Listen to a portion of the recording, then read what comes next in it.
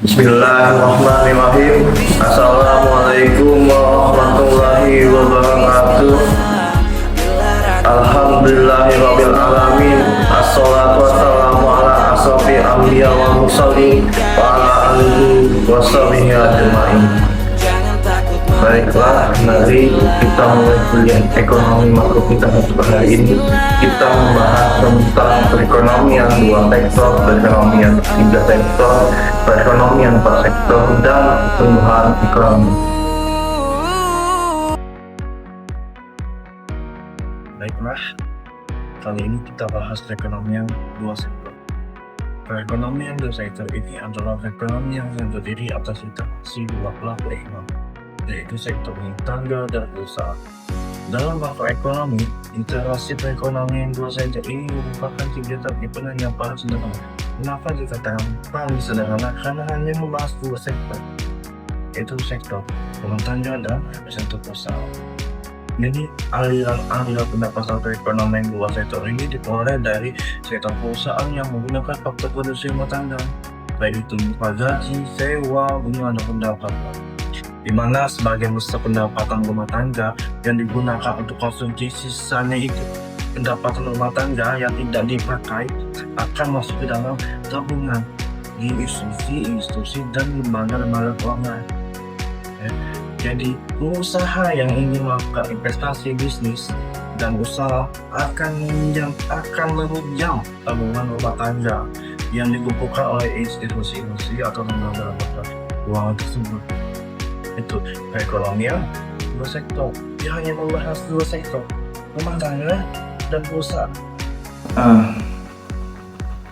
Di perekonomian dua sektor ini tidak ada campur tangan pemerintah maupun hubungan perdagangan luar negeri, baik itu ekspor dan impor. Perekonomian hanya berfokus pada aliran barang dan jasa serta faktor produksi antara rumah tangga dan perusahaan. Di asumsi dalam perekonomian dua sektor, agar model ini lebih mudah dianalisis, ada beberapa asumsi. Antara lain, yang pertama, tidak ada kegiatan pemerintah, berarti tidak ada pungutan pajak dan subsidi. Yang kedua, tidak ada perdagangan luar negeri, berarti perekonomiannya adalah ekonomi yang tertutup. Dan yang ketiga, rumah tangga menghabiskan seluruh pendapatannya untuk konsumsi, lalu sisanya ditabung. Dan yang keempat, perusahaan memproduksi bahan dan jasa menggunakan faktor produksi dari rumah tangga. Dan yang kelima, tidak ada investasi, namun bisa dimasukkan dalam model lanjutan. Itu merupakan perekonomian dua sektor, perekonomian yang sederhana, hanya membahas dua sektor, rumah tangga dan perusahaan. Perekonomian tiga sektor ini merupakan perekonomian yang meliputi kegiatan dalam sektor perusahaan, rumah tangga, dan pemerintah. Kalau tadi perekonomian dua sektor hanya membahas rumah tangga dan perusahaan, namun di perekonomian tiga sektor ini menambah satu sektor lagi, yaitu sektor pemerintah, di mana pemerintah tidak hanya menarik pajak dari masyarakat dan perusahaan, tapi juga menggunakan dana tersebut untuk membangun jalan, sekolah, rumah sakit, dan berbagai layanan publik lainnya. Selain itu, pemerintah juga mengatur kebijakan agar tetap stabil dan masyarakat bisa hidup sejahtera dengan harga yang terjangkau. Karena itulah model perekonomian tiga sektor ini menjadi realistis dan menggambarkan kondisi ekonomi yang sebenarnya. Dengan mempelajari perekonomian tiga sektor ini, kita bisa lebih memahami bagaimana hubungan antara masyarakat, perusahaan, dan pemerintah dalam membentuk suatu sistem ekonomi yang saling mendukung. Jadi perekonomian tiga sektor ini merupakan perekonomian yang tertutup karena tidak ada perdagangan internasional, tidak ada hubungan antar negara yang satu dengan negara lain. Jadi perekonomian tiga sektor ini hanya mencakup tentang kebijakan pemerintah, baik itu kebijakan fiskal, kebijakan moneter, kebijakan suku bunga, lalu ada kebijakan ekonomi apa yang pemerintah Indonesia ambil, seperti contoh kebijakan perekonomian campuran, di mana perekonomian campuran ini merupakan perekonomian campur tangan pemerintah untuk intervensi ekonomi masyarakat, seperti operasi pasar, ya kan? Tujuannya apa? Untuk menurunkan harga-harga. Kita masuk ke perekonomian 4 sektor. Perekonomian 4 sektor ini adalah perekonomian yang terbuka, di mana kegiatan perekonomian suatu negara ini mempunyai hubungan ekonomi dengan negara-negara lain. Pemerintah ini memiliki peran sebagai pengatur perekonomian dengan mengatur kebijakan-kebijakan dalam bidang perekonomian, yaitu seperti kebijakan fiskal, kebijakan moneter, dan kebijakan perdagangan internasional. Pada sistem ekonomi yang terbuka, di mana perekonomian terbuka ini adalah perekonomian yang melibatkan dalam perdagangan internasional seperti ekspor dan impor, baik itu barang dan jasa, serta modal dengan negara-negara lain. Dari sistem ini memberikan kesempatan bagi masyarakat untuk berinteraksi dalam bidang ekonomi dengan negara lain, baik itu perseorangan, swasta, ataupun pemerintah. Kegiatan ekonomi tersebut bisa dalam bentuk perdagangan produk barang dan jasa.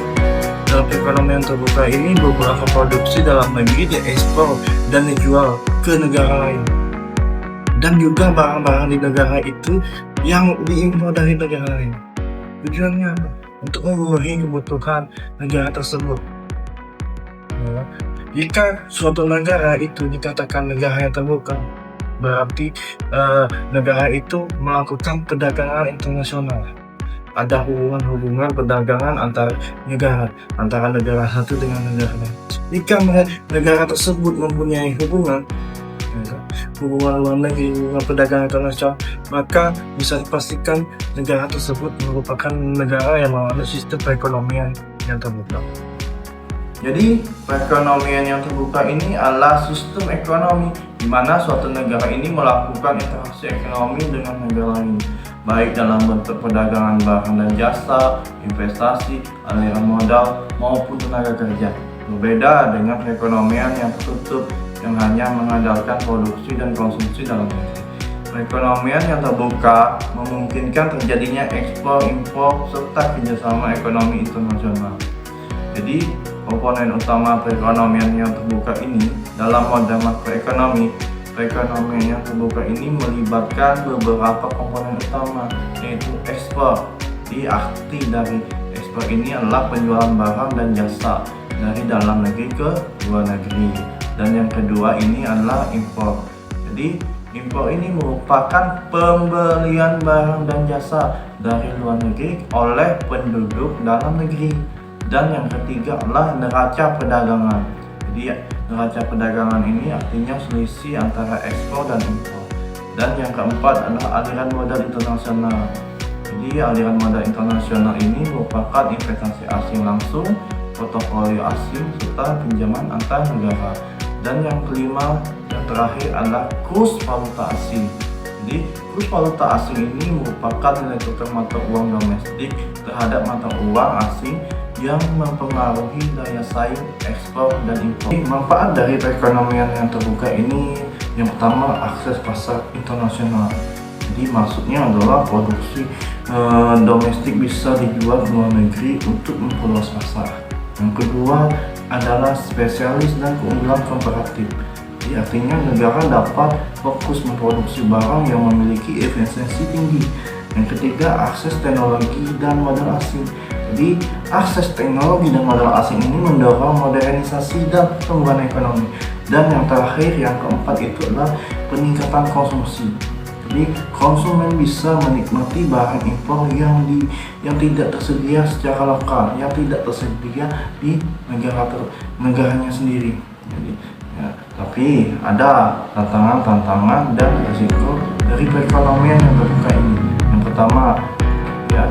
pertama itu adalah ketergantungan pada pasar. Yang kedua, fluktuasi nilai tukar. Yang ketiga adalah persaingan produk asing dengan produk dalam negeri. Dan yang keempat adalah defisit neraca perdagangan. Jadi yang namanya defisit neraca perdagangan ini saya jelaskan bahwa jika impor ini melebihi ekspor dapat menyebabkan ketidakstabilan ekonomi. Dan pembahasan terakhir kita adalah pertumbuhan ekonomi. Jadi pertumbuhan ekonomi ini adalah perkembangan kegiatan dalam perekonomian yang menyebabkan barang dan jasa yang diproduksi dalam masyarakat itu bertambah dan pembangunan meningkat.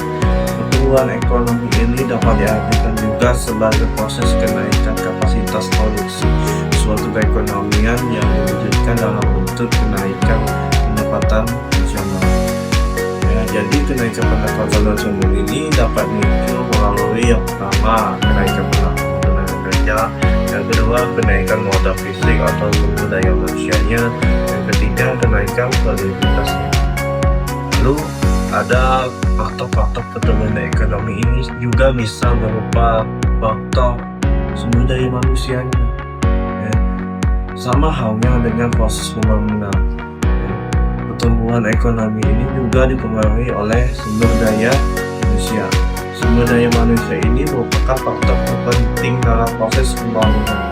Cepat lambat proses pembangunan tergantung kepada sejauh mana sumber daya manusianya selaku subjek pembangunan memiliki kompetensi yang memadai untuk melaksanakan proses pembangunan dengan membangun infrastruktur di daerah-daerah. Tujuannya apa? Agar pembangunan itu naik dan merata. Kedua, faktor sumber daya alam.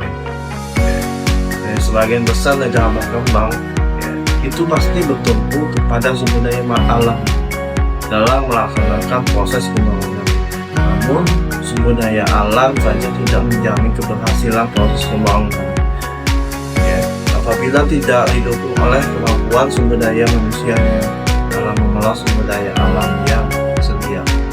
Itu sumber daya alam itu yang dimaksud diantaranya kesuburan tanah, kekayaan mineral, kekayaan tambang, kekayaan hutan, dan kekayaan hasil lautnya. Semuanya itu harus ada sumber daya manusia yang handal. Yang ketiga, faktor ilmu pengetahuan dan teknologi.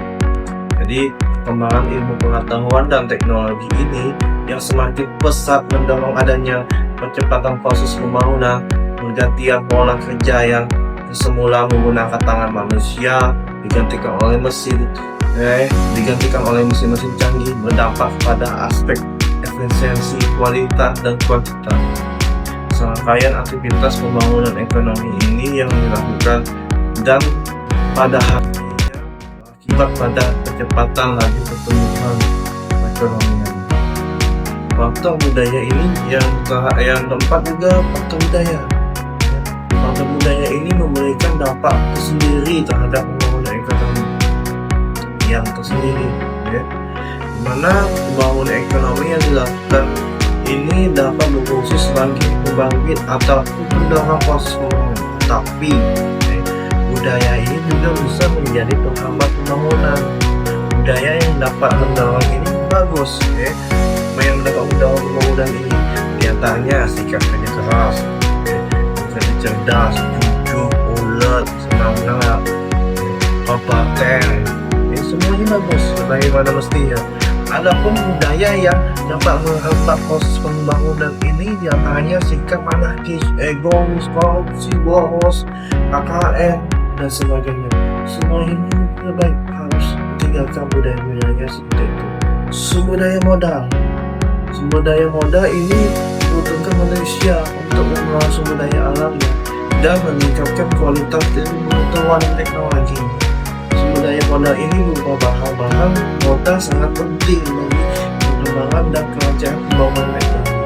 Karena bahan-bahan modal juga dapat meningkatkan produktivitas.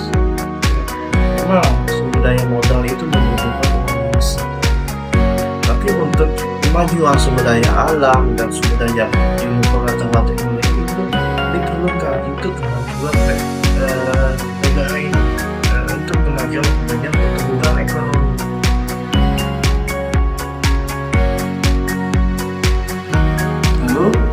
Mengenai tugas kalau mereka itu kalian membuat artikel yang mengenai tentang ekonomi dua sektor, ekonomi yang 3 sektor, ekonomi yang 4 sektor, dan pertumbuhan ekonomi.